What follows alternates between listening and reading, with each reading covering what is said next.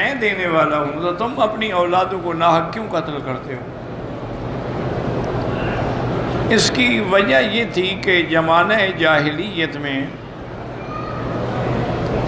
وہ لوگ اپنی لڑکیوں کو اپنا وارث بنانا گوارا نہیں کرتے تھے، بلکہ جب لڑکی پیدا ہوتی تھی تو اس کو اسی وقت ہی مار دیا جاتا تھا، یا اب اگر کبھی اس کو موقع مل گیا، وہ بڑی ہو گئی، تو پھر بھی والدین اس کو لے جاتے اور جنگل میں کنواں کھود کے وہاں اس کو کنویں میں ڈال کے اوپر سے مٹی کا زندہ دفن کر، اس کو کہتے ہیں وعد البنات، یہ جاہلیت کی رسم تھی۔ اس کی وجہ وہ یہ بیان کرتے تھے کہ بھئی لڑکی جو ہے وہ ہمارے کس کام کی ہے؟ نہ تو وہ ہمارے ساتھ کھڑی ہو کے دشمن کا مقابلہ کر سکتی ہے، اور نہ ہمیں کوئی فائدہ پہنچا سکتی ہے، تو ہمارے لیے ایک بوجھ ہے۔ اور دوسری بات یہ ہے کہ وہ سمجھتے تھے کہ یہ بڑی عجیب بات ہے کہ ہم اپنی لڑکی کسی کو دیں اور ہمارا داماد پھر ہمارے سامنے بھی آئے، ہماری لڑکی کو بھی استعمال کرتا ہو اور پھر ہمارے گھر میں بھی آ جائے۔ تو جاہلیت کا ایک دماغ تھا کہ یہ ہماری غیرت کے خلاف ہے، اس لیے نعوذ باللہ ثم نعوذ باللہ وہ لڑکے وہ زندہ درگور کر دیتے تھے۔ اور اللہ نے یہاں بڑی عجیب اپنی حکمت میں اپنے کلمات کا ذکر فرمایا۔ اصل وجہ یہی ہے، یاد رکھو ہمیشہ کہ ہر چیز اللہ کے ہاتھ میں ہے، وہ کسی کو امیر بنا دے، کسی کو غریب بنا دے، کسی کو عزت دے، کسی کو ذلت دے۔ افلاطون جو بڑا ایک معروف اور مشہور فلسفی گزرا ہے،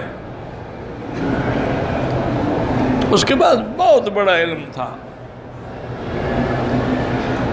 اور وہ نجوم اور کواکب اور فلکیات کا بھی بڑا ماہر تھا۔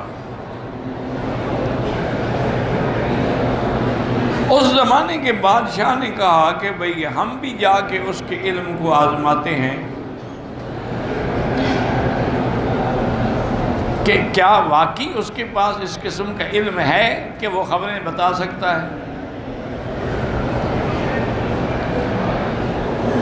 افلاطون کو بتایا گیا کہ بادشاہ آپ کو ملنا چاہتے ہیں۔ اس نے کہا بھئی میں ایک فقیر آدمی ہوں، میں تو اپنی ایک کٹیا میں پڑا ہوں، اور مجھے اپنے پڑھنے پڑھانے سے کام ہے، اور تو میرا کوئی مقصد ہی نہیں ہے، مجھے بادشاہ مل کے کیا کریں گے؟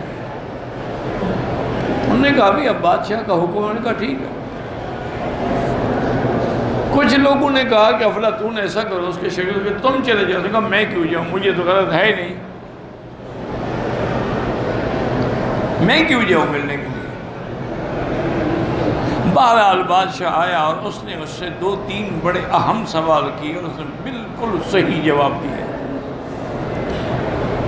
کیونکہ وہ علم تو رکھتا تھا نا، اس پہ تو کوئی شک نہیں، بہت بڑا عالم تھا۔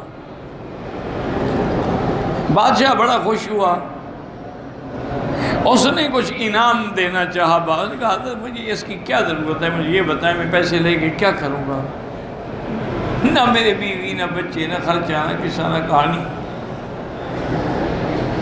یہ آپ کسی اور کو دے دیں۔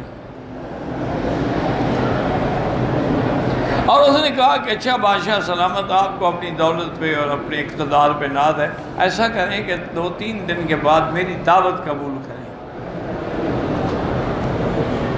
اب بادشاہ حیران ہو گیا کہ اس کی دعوت کا کیا معنی ہے، جس بندے کے پاس اپنی روٹی نہیں ہے وہ بادشاہ کو دعوت کر رہا ہے۔ اس نے کہا کہ دیکھو افلاطون، میں تمہاری دعوت قبول کرتا ہوں، لیکن میں بادشاہ ہوں، اکیلا تو نہیں آ سکتا نا، میرے ساتھ سیکیورٹی بھی ہوگی، پہرا بھی ہوگا۔ انہوں نے کہا آپ اپنا سارا لشکر لے کے آ جائیں۔ انہوں نے کہا میرا خاص لشکر جو صرف میرے محلات کے 10,000 کا 10,000 کو لے اور سب کو دعوت ہے۔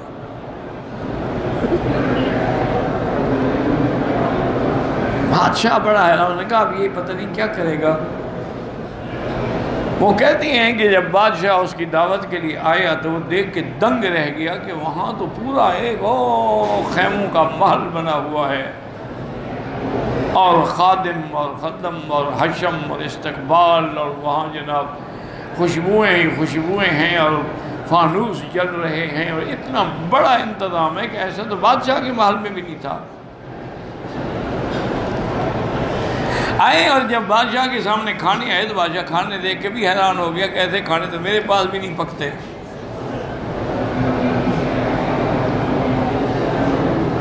اس نے جناب سب کو دعوت کھلائی، کھانے کھلائے، سب کچھ کیا، اور سب کے لیے الگ الگ خیموں کے کمرے بنائے کہ ہر آدمی اپنے اپنے کمرے میں جا کے آرام کرے۔ بعض لوگوں نے کہا کہ جی ہم تو شراب پینے کے عادی ہیں، انہوں نے کہا ٹھیک ہے شراب آپ کو مل جائے گی، شراب بھی آ گئی۔ بادشاہ ساری رات عیش و طرب میں رہے، گانے سنتے رہے، شرابیں پیتے رہے، اور حیران بھی ہوتے رہے کہ یہ ایک فقیر بندہ، اور یہاں تو کوئی جگہ نہیں تھی، میدان بھی بن گیا، خیمے بھی لگ گئے، ہمارا استقبال بھی ہو گیا، رات کو آرام سے سو گئے۔ صبح جب اٹھے تو سب کے پاجامے گند سے خراب ہو چکے تھے، گندگی تھی، پاجامے سب نے پکڑے ہوئے تھے دھونے کے لیے، نہ محل ہے، نہ خیمے ہیں، نہ کچھ ہے۔ وہاں نے کہا کیا؟ آپ نے کہا یہی دولت کا انجام ہے، اسی لیے میں دولت نہیں رکھتا ہوں، انجام تو یہی پاخانہ ہی ہونا ہے نا، جتنا بھی کھا لو، چاہے سونے کے کشتے کھاؤ یا کچی روٹی کھاؤ یا جو کی روٹی کھاؤ، انجام کیا ہے؟ یہی بول و براز۔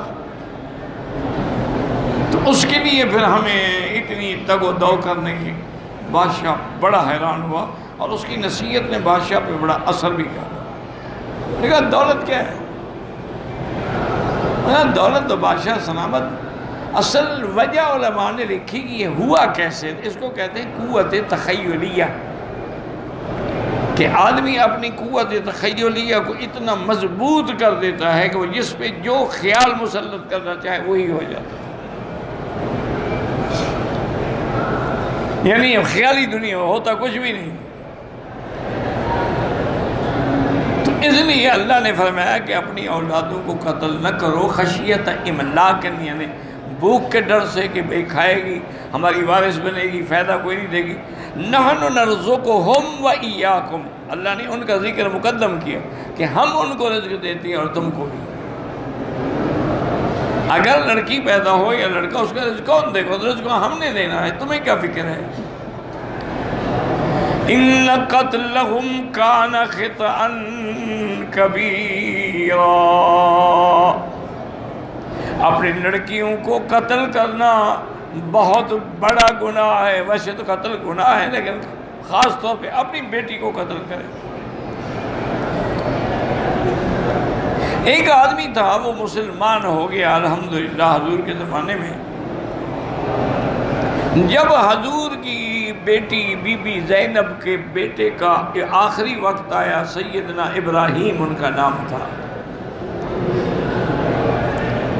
تو بی بی صاحبہ نے حضور کی خدمت میں آدمی بھیجا کہ حضرت میرے گھر میں تشریف لائیں، میرے بچے کو شدید تکلیف ہے۔ آخر بیٹی تھی حضور پاک سے، تو اسے جلدی سے اپنا بچہ حضور کو پکڑا دیا کہ شاید حضور کے ہاتھ لگنے سے بچ جائے، لیکن اس کا تو وقت مقرر آ چکا تھا۔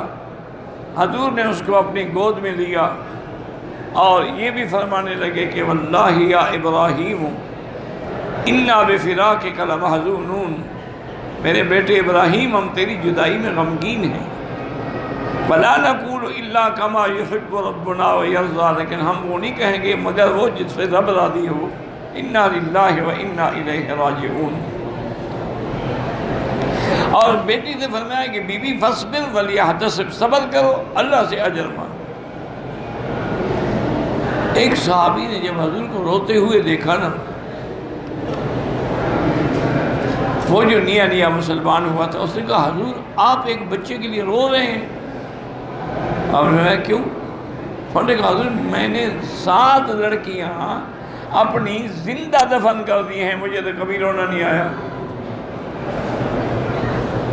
بلکہ جب میں اپنی آخری لڑکی کو دفن کرنے کے لیے جا رہا تھا، میں نے جنگل میں کنواں کھودا ہوا تھا اور وہاں کچھ کھدائی باقی تھی، میں کھدائی کرنے لگا، مٹی اڑتی نا میرے منہ پہ، تو بچی اپنے دوپٹے سے میرا منہ صاف کر دی، ابا تمہارے منہ پہ مٹی آ رہی۔ پھر بھی مجھے رحم نہیں آیا، میں نے اس کو زندہ دھکا دیا اور اوپر سے مٹی ڈال دی، اور آپ بچے کے لیے رو رہے ہیں۔ آپ نے فرمایا اگر تمہارے دل میں شقاوت ہو تو میں کیا کہہ سکتا ہوں؟ الدمع رحمت، آنسو نکلنا تو اللہ کی رحمت کی نشانی ہے۔ انہی کے آنسو نہیں نکلتے جن کے دل سیاہ ہو چکے، وہ جتنا زور لگائیں آنسو نہیں نکلتے۔ اس لیے اللہ نے فرمایا کہ یہ بہت بڑا گناہ ہے کہ آدمی اپنی اولاد کو مات اس لیے قتل کر دے۔ دیکھیں نا جی، آج کل اس زمانے میں تو لڑکیوں کو جا کے قتل کرتے تھے نا، آج بڑا انہوں نے بہترین طریقے بنائے ہیں کہ نسل بندی کر دو، مرد کی اولاد پیدا کرنے کے قابل ہی نہ رہے۔ عورتوں کے لیے بھی انہوں نے گولیاں بنا دی ہیں، گولیاں کھا لو حمل ہو گئی۔ کنڈم استعمال کرنے کے لیے بنا دی ہیں کہ میاں بیوی ملیں استعمال کر لیں، تو جب مادہ منویہ اندر جائے گا نہیں تو اولاد کیسے ہو؟ تو انہوں نے بھی قتل کا پروگرام بنایا، لیکن بڑا سائنٹیفک ہے، اور دنیا کو یہی بتاتے ہیں کہ بھائی جب اولاد زیادہ ہو جائے گی، آبادی بڑھ جائے گی، تو پھر رزق میں کمی ہو جائے گی۔ سب سے وہی گھر اچھا، بس ایک لڑکا ایک لڑکی ہو۔ لیکن اللہ کی شان ہے کہ ان کی ان زیادتیوں کے باوجود جس بچے نے پیدا ہونا ہے وہ پیدا ہو کے رہے گا۔ اور یہ بھی اللہ کی شان ہے کہ جو گولیاں عورت کو دیتے ہیں نا حمل روکنے کے لیے، کبھی کبھی ان کی وجہ سے حمل ہو جاتا ہے۔ وہ گولیاں کھانا بھول گئی نا تو جراثیم فوراً آ گیا۔ اس لیے آج بھی بندوں کو اور زندوں کو اور لڑکیوں کو قتل کیا جائے۔ فرعون نے بھی 70,000 بنو اسرائیل کے بچوں کو ذبح کیا، انہوں نے بھی اللہ عالم کتنے لاکھوں بندوں کو قتل کیا ہوگا، لیکن یہ نہیں سمجھتے کہ اگر ایک بچہ پیدا ہوتا ہے کھانے کے لیے منہ لے کے آتا ہے تو کمانے کے لیے بھی 2 ہاتھ لے کے آتا ہے۔ اور بعض لڑکیاں اتنی الحمدللہ قابل ہوتی ہیں کہ بچے بھی اس کا مقابلہ نہیں کر سکتے۔ ایک حکم تو یہ ہے کہ اپنی لڑکیوں کو زندہ درگور نہ کرو۔